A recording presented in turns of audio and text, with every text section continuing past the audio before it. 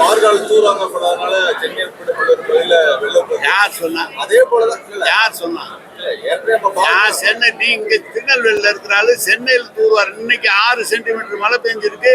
ஒரு சப்வே கூட உள்ள எல்லா சப்வே நான் சொல்றேன் சார், இன்னைக்கு 6 சென்டிமீட்டர் மழை பெஞ்சிருக்கு.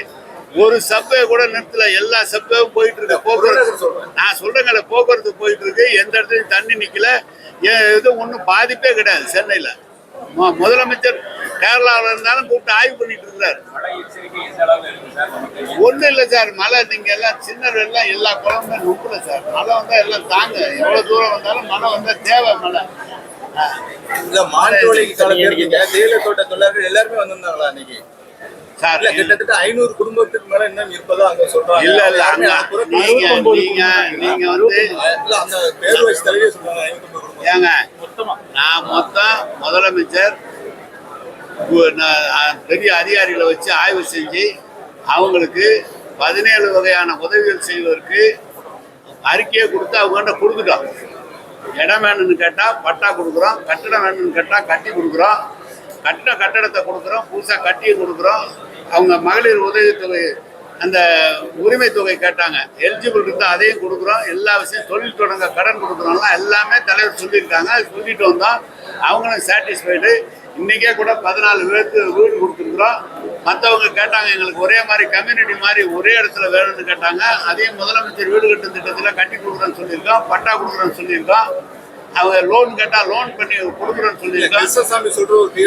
இல்லை நீங்கள் நான் சொன்னதை கேட்டதை அவரு இல்லை இல்லை அவர் சிஎம் வரும்போது என்னென்ன புதிய திட்டங்களுக்கான திறப்பு விழா நடத்துறதா திட்டம் வர்ற மாதிரி சொல்றீங்க? முதலமைச்சர் வந்து வரும்போது இங்கே வந்து புதுசாக இந்த 4000 கோடியில் ஒரு ஃபேக்ட்ரி ஒன்று திறந்து கட்டியிருக்காங்க, அதை திறப்பாரு.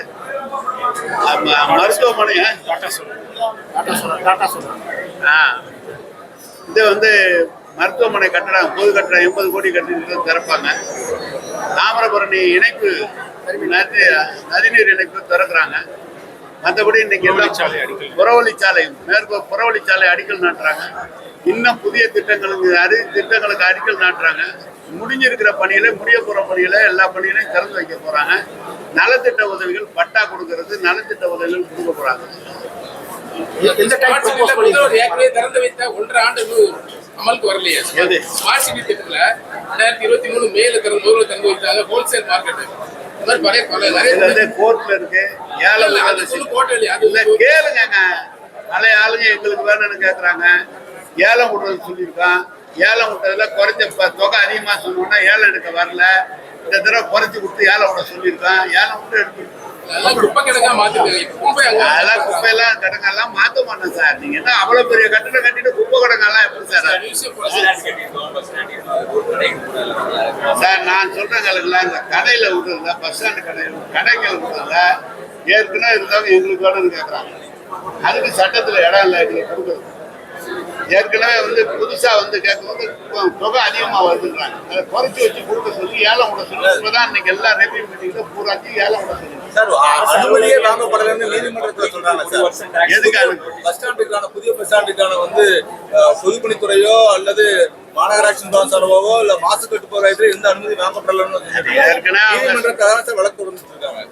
நாங்க பாத்து அனுமதியில நாங்க வாங்கிக்கோம் சார். பணம் போட்டு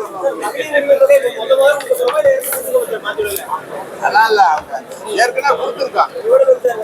அது கணக்கு